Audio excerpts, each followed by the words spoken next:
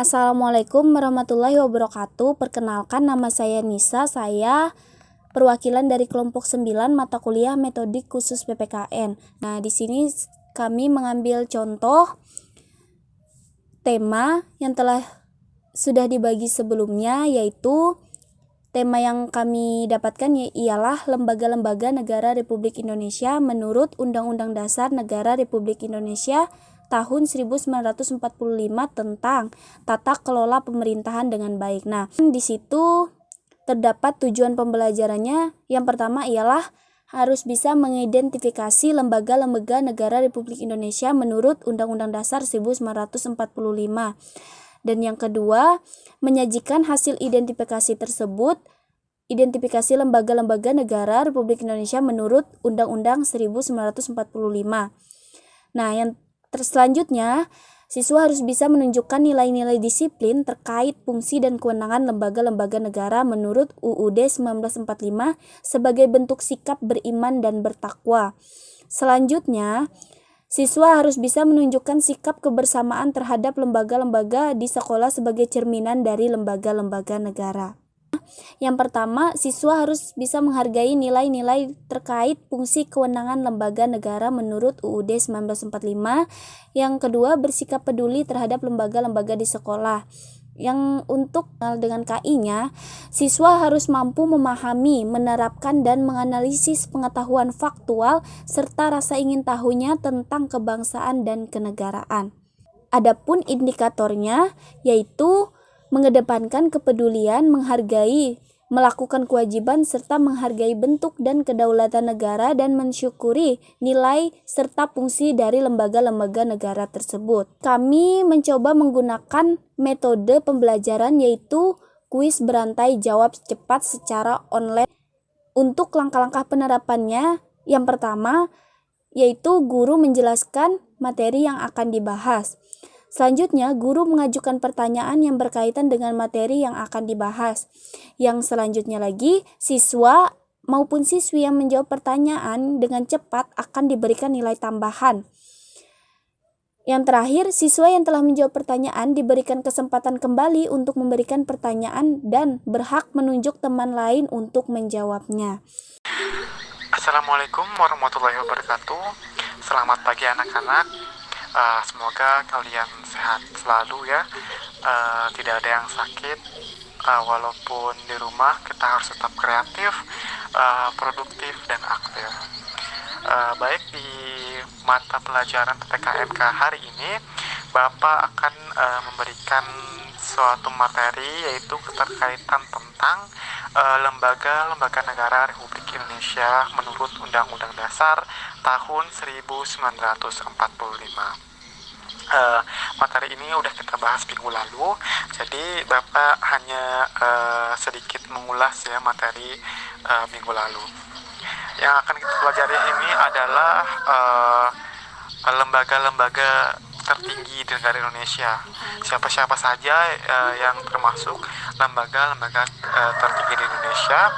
Lalu yang kedua yaitu undang-undang yang mengatur aturan konstitusi atau undang-undang yang menjabarkan aturan dalam konstitusi. Nah, dua ini akan kita bahas ya. Baik, yang pertama kita akan membahas lembaga-lembaga tertinggi di negara Republik Indonesia. Yang pertama ada Majelis Permusyawaratan Rakyat atau MPR. Yang kedua ada Dewan Perwakilan Rakyat atau DPD. Yang ketiga ada Dewan Perwakilan Daerah DPD. Yang keempat ada Presiden dan Wakil Presiden. Yang kelima ada Mahkamah Agung. Yang keenam ada Mahkamah Konstitusi. Yang ketujuh ada Komisi Yudisial. Dan yang kedelapan ada Badan Pemeriksa Keuangan atau BPK. Nah, kedelapan lembaga ini yang merupakan kekuatan utama dari infrastruktur politik di negara Indonesia atau negara kita. Perlu kalian ketahui juga bahwa MPR, DPR, DPD itu termasuk dalam legislatif ya, termasuk dalam legislatif. Lalu yang eksekutifnya apa? Yaitu presiden dan wakil presiden. Dan Makanya seperti Mahkamah Agung, Mahkamah Konstitusi, Komisi Yudisial itu termasuk dalam yudikatif.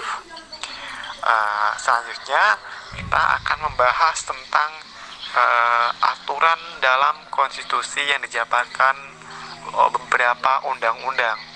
Yang pertama ada Undang-Undang Nomor 42 Tahun 2014. Itu dia membahas tentang keterkaitan tentang MPR, DPD, DPR, dan DPRD. Selanjutnya ada Undang-Undang nomor 3 Tahun 2009. Dia membahas tentang Mahkamah Agung atau MA.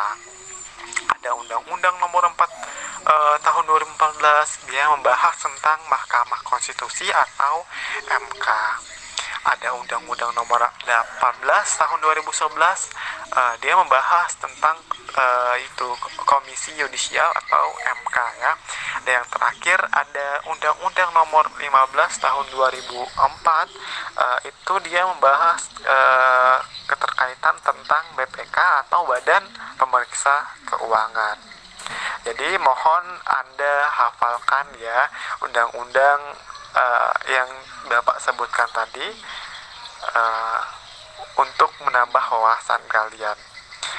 Seperti itu.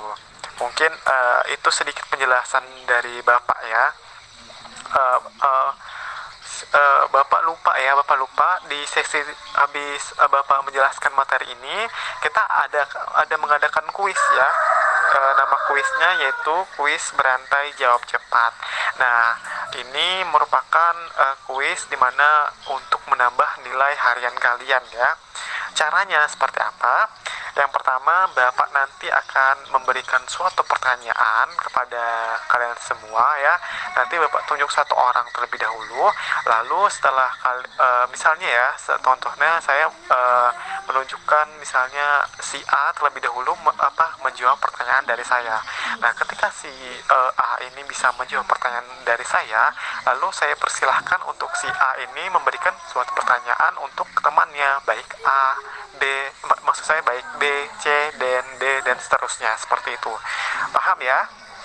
Baik, di sini ada beberapa orang ya. Bapak tunjuk terlebih dahulu untuk Naru ya. Naru, silahkan jawab pertanyaan Bapak berikut ini. Dengarkan baik-baik ya. Apa saja hak yang dimiliki anggota DPR? Baik, silahkan dijawab dengan cepat ya. Terima kasih. Sekian dulu pembahasan dari Bapak. Bapak ucapkan selamat pagi.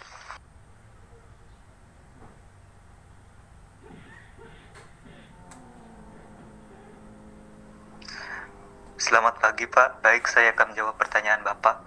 Jadi anggota DPR memiliki hak interpelasi, hak angket, dan hak menyatakan pendapat. Kemudian saya akan memberikan pertanyaan kepada Meli. Lembaga apa yang memegang kekuasaan kehakiman? Sekian, terima kasih. Baik, terima kasih untuk pertanyaannya. Di sini saya akan menjawab. Lembaga yang memegang kekuasaan kehakiman adalah lembaga Mahkamah Agung. Terima kasih. Baik, di sini juga saya akan berikan pertanyaan kepada Saudari Eneng Suheni. Berikut pertanyaannya. Dalam memberikan garasi dan rehabilitas, Presiden harus memperhatikan pertimbangan dari lembaga apa? Terima kasih. Baik, terima kasih atas pertanyaannya. Di sini saya ingin mencoba menjawab pertanyaan dari Saudara Melin, yaitu dalam memberikan gerasi dan rehabilitasi, Presiden harus memperhatikan pertimbangan dari lembaga apa.